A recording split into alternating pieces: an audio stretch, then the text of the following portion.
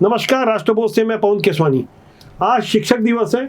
जगह जगह गुरुओं का, शिक्षकों का सम्मान हो रहा है, लेकिन छत्तीसगढ़ के सरकारी स्कूली सिस्टम में कुछ लोग इस तरह से काबिज हैं जो पूरे शिक्षा जगत को कलंकित कर रहे हैं, बदनाम कर रहे हैं। उसकी एक तस्वीर आपको देखनी चाहिए। दर्द और सिसकियों से भरी एक बच्ची क्या कह रही है। डीओ सर ने हमसे बदतमीजी से बात की, बोलते हैं ऐसी बहस मत करो, चलो जाओ यहाँ से। क्या ये सब लिखो एप्लीकेशन में, कौन सिखाया तुम लोगों को लिखने के लिए? जिंदगी भर जेल का वो करोगे ना, समझ आ जाएगा। ऐसे वैसे करके बोले हम लोगों को। और हमारा जो क्या मांग रही है बेटा? शिक्षक 2 साल हो गए, एक भी टीचर्स नहीं है, तो हम लोग टीचर्स की मांग करने के लिए गए थे। इस बच्ची का नाम है आरती साहू, जो छत्तीसगढ़ के राजनांदगांव जिले के आलीवारा गांव से है। ये अपने शिक्षा अधिकारी के पास गई थी अधिकार मांगने। 12th क्लास की ये बच्ची है, अपनी जिम्मेदारियों को समझती है। 11th पिछले साल से खुला है, लेकिन 11th को जैसे तैसे करके हम लोग पास कर ले, लेकिन 12th हमारा बोर्ड है, बोर्ड हमारा बेस है, तो हम लोग कैसे फाइट करेंगे उसको? तो हम लोग टीचर्स की मांग करने के लिए गए थे, तो वैसे ही बोल दिया डीओ सर। आपके स्कूल का क्या नाम है? कितने बच्चे हैं जिसमें पढ़ाने के लिए एक भी शिक्षक नहीं है? हाँ, गवर्नमेंट हायर सेकेंडरी स्कूल आलीवारा से है हम लोग, और 4 टीचर्स बस हैं, वो भी 9th 10th के लिए है, 11th 12th के नहीं है। वो सर मैम जो है वो 160। अभी क्या चाह रहे हो? अभी हमारे पास टीचर आ जाए ऐसे करके बोलने के लिए आए थे, लेकिन डीओ सर ने हमको ये सब बोल दिया। तो बच्चों ने पहले कलेक्टर, उसके बाद शिक्षा अधिकारी को ज्ञापन सौंपा। ये ज्ञापन वाली बात डीओ अभय जायसवाल को इतनी नागवार गुजरी कि उन्होंने बच्चों को जेल भेजने की धमकी दे दी। जिला शिक्षा अधिकारी अभय जायसवाल ठीक ही कह रहे थे कि आखिर बच्चे लेटर कैसे लिख सकते हैं, आखिर उन्हें पत्र लिखने का तरीका किसने बताया, अपने अधिकारों की बात कैसे कर सकते हैं। भ्रष्टाचार के पुराने आरोपी अभय जायसवाल के बारे में हमने पता किया तो कई हैरान करने वाली जानकारी सामने आई। अभय जायसवाल जैसे लोग छत्तीसगढ़ के सरकारी स्कूली सिस्टम में इस कदर कुंडली मारकर बैठे हैं, जिससे आरती साहू और नामालूम कितनी बच्चियों की, कितने बच्चों की सिसकियां और दर्द आपको सुनाई पड़ेंगे। आलीवारा के गांव में 11वीं और 12वीं के लिए शिक्षक नहीं है। डोंगरगढ़ के आलीवारा के स्कूल में 10 शिक्षकों की जरूरत है, जबकि वहां 5 ही पदस्थ है। 5 शिक्षकों की पोस्ट खाली है। जो शिक्षक हैं वो भी 9वीं और 10वीं तक के छात्रों को पढ़ाते हैं, जबकि 11वीं और 12वीं के क्लास में एक भी शिक्षक नहीं है। ऐसे में बच्चों के आंख से भला आंसू क्यों नहीं बहेंगे?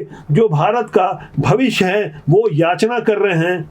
लेकिन आपको जानकर हैरानी होगी कि जोड़ जुगाड़ से शिक्षा अधिकारी बनने वाले अभय जायसवाल इसके पहले दुर्ग में पदस्थ थे। दुर्ग में उन्होंने क्या कुछ गुल खिलाए, किस तरह से एक एक स्कूल में बिना काम के पगार वाले कई शिक्षक भर्ती करवा दिए, किस तरह से उन्होंने डीएमएफ और सीएसआर फंड का घपला घोटाला किया, जिसकी जांच चल रही है। ऐसे आरोपी राजनांदगांव के जिला शिक्षा अधिकारी हैं। इसलिए आज हमें जानने समझने की जरूरत है कि आखिर बच्चियों को जेल भेजने की धमकी देने वाले अभय जायसवाल के विरुद्ध किस किस तरह के आरोप हैं, जो छत्तीसगढ़ के स्कूल शिक्षा विभाग के सचिव से लेकर संचालक के पास लंबित हैं। जांच चल रही है। कुछ पुराने पाप भी हमें समझने की जरूरत है।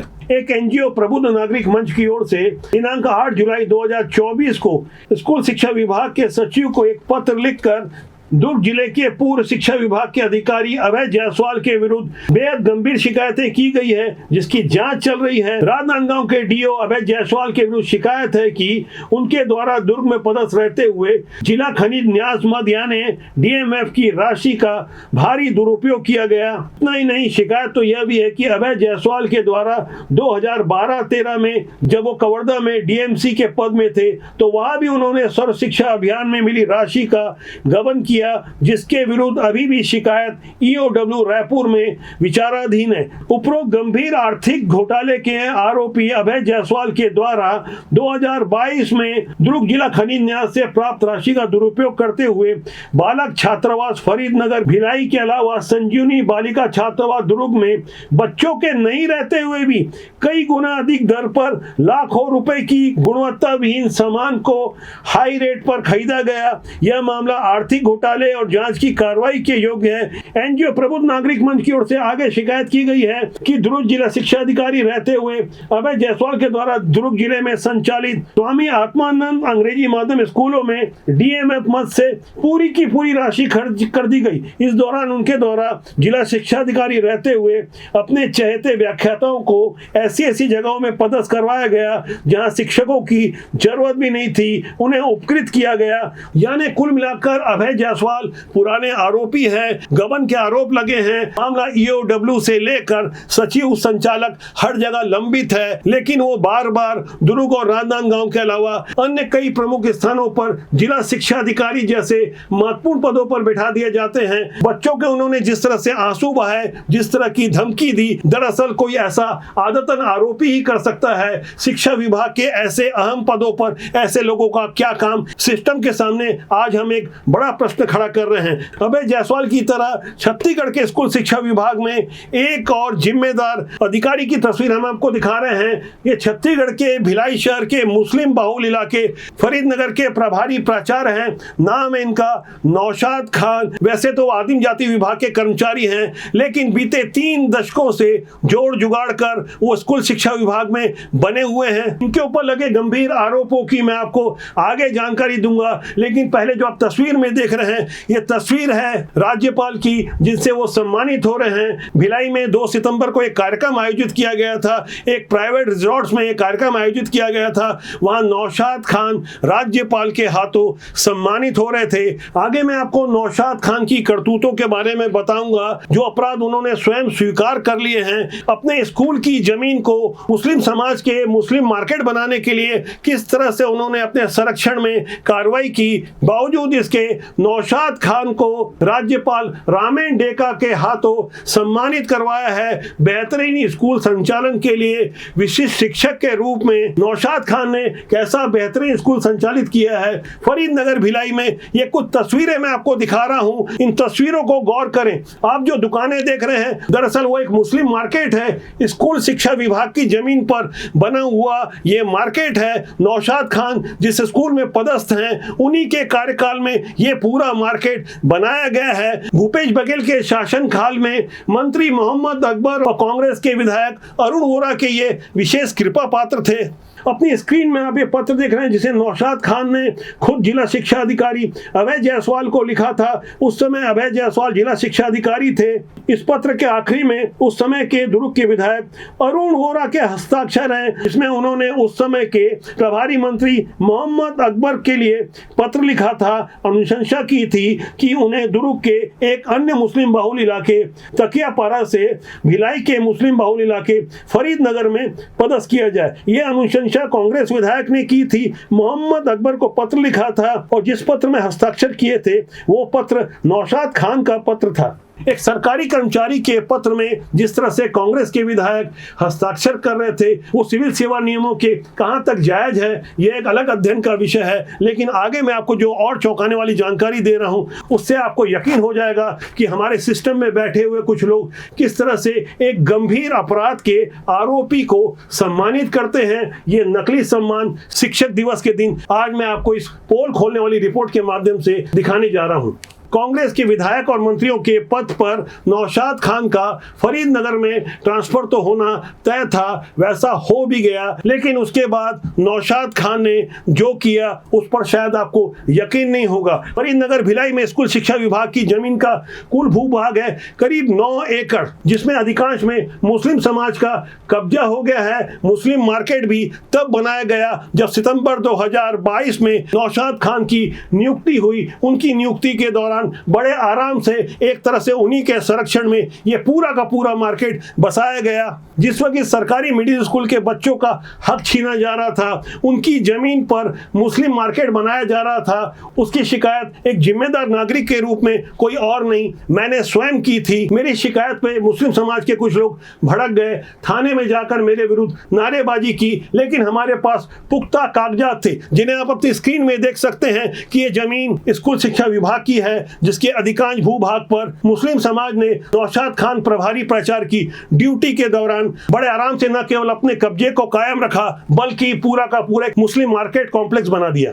ये वो कागजात है जिसमें साफ तौर पर लिखा है कि 3.91 हेक्टेयर जो स्कूल शिक्षा विभाग की जमीन है, इस जमीन पर वैसे तो कब्जा पहले से था, लेकिन मुस्लिम मार्केट नौशाद खान की ड्यूटी के दौरान किया गया। इस कब्जे को हटाने के लिए 30 मई 2014 को दिनेश श्रीवास्तव सचिव स्कूल शिक्षा विभाग की ओर से एक पत्र भी लिखा गया था, लेकिन जिसका पालन नहीं हुआ। ये जमीन सुहागाबाई चंद्राकर की ओर से स्कूल शिक्षा विभाग को दान की गई थी। तो एक खबर थी कि सरकारी जमीन पर कब्जे की, लेकिन अब आपको जानकर और ज्यादा हैरानी होगी कि नौशाद खान जिस फरीदनगर के स्कूल के प्रभारी प्राचार्य हैं, उनका मूल पद व्याख्याता का है। जोड़ जुगाड़ कर जिस तरह से वो प्रभारी प्राचार्य बने, लेकिन उन्हें ड्यूटी व्याख्याता की करनी थी। व्याख्याता का पद इस फरीदनगर के स्कूल में है ही नहीं, क्योंकि सितंबर 2022 में जब उनकी नियुक्ति हुई थी तो उनकी नियुक्ति मिडिल स्कूल में हुई थी। मिडिल स्कूल में व्याख्याता का पद होता ही नहीं है, यानी मुफ्त की पगार के लिए बच्चों को पढ़ाने की उनकी वहां कोई ड्यूटी नहीं थी। बावजूद इसके वहां उनकी नियुक्ति कर दी गई, वो आराम से तनख्वाह लेते रहे। लेकिन अब आपको जानकर और भी हैरानी होगी, जब वो फरीदनगर के पहले दुर्ग के एक अन्य मुस्लिम बाहुल इलाके तकियापारा में पदस्थ थे, तब वहां प्रभारी प्राचार्य होने के नाते वो संकुल के प्रभारी भी थे, बैंक का खाता भी चलाते थे। लेकिन लंबे समय तक फरीदनगर में पदस्थ रहने के बावजूद मार्च 2024 तक वो दो बैंक अकाउंट चला रहे थे, आर्थिक अपराध कर रहे थे, ऐसा उन्होंने खुद लिख कर दिया है। एक शिकायत की जांच हुई तो मैं आपको पत्र दिखा रहा हूं, किस तरह से आरोपी नौशाद खान खुद स्वीकार कर रहे हैं कि उन्होंने गंभीर आर्थिक अपराध किए हैं, जिनका सम्मान राज्यपाल कर रहे थे। यह पत्र आप अपनी स्क्रीन में देख सकते हैं, किस तरह से आरोपी शिक्षक नौशाद खान अपने साथी के साथ मिलकर आर्थिक अपराध कर रहे थे, ऐसा उन्होंने खुद लिख कर दिया है। इनके हस्ताक्षर भी आप देख सकते हैं। 13 मार्च 2024 का यह पत्र है, यानी फरीदनगर के प्रभारी प्राचार्य रहते हुए संकुल प्रभारी यानी सीआरसी नौशाद खान ही थे, और उसके साथ ही संकुल समन्वयक निजामुद्दीन का भी नाम लिखा हुआ है, जिसमें इस बात को स्वीकार किया गया है कि उनके द्वारा तकियापारा संकुल का बैंक अकाउंट संचालित किया जा रहा था। यानी नौशाद खान और निजामुद्दीन दोनों ही आर्थिक अपराध के दोषी थे। बावजूद इसके नौशाद खान आज भी फरीदनगर के प्रभारी प्राचार्य हैं, जबकि वो आदिम जाति विभाग के कर्मचारी हैं। 3 दशक से ज्यादा समय हो गए वो शिक्षा विभाग में प्रतिनियुक्ति पर